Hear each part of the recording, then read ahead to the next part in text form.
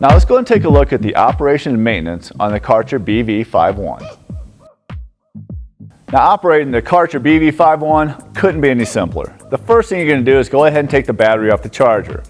Now to confirm that the battery is 100% charged, go ahead and hit the yellow button on the front of the battery and the battery indicator lights will actually illuminate for you. Now once you're confirmed you have a complete charge, go ahead and click it inside the machine itself.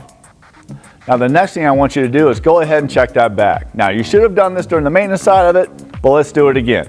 If the bag is 100% full, you guessed it, replace the bag. If it's half full and you're still getting good suction, I think you're still pretty safe to go. Now the other thing I want you to do is go ahead and either run the hose through the left or right hand side of the bungees. Now the reason why we do that while it's off our back is one, it makes it a lot easier, but two, I want to make sure that the hose is perfectly positioned for you every time you put the machine on. Now the next thing we're going to do is go ahead and strap the machine onto us. Now, if you remember, we have three different strapping points. We have our shoulder straps, we have our sternum strap, and we also have the waist belt itself. Now all three are adjustable, but it's important to remember that all the weight with this machine, or any backpack for that matter, needs to rest on your hips, kind of like you're carrying a toddler.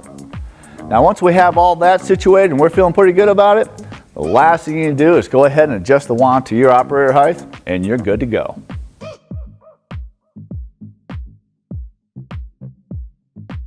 Now when it comes to maintaining the Kärcher BV51, well, we made it pretty simple for you.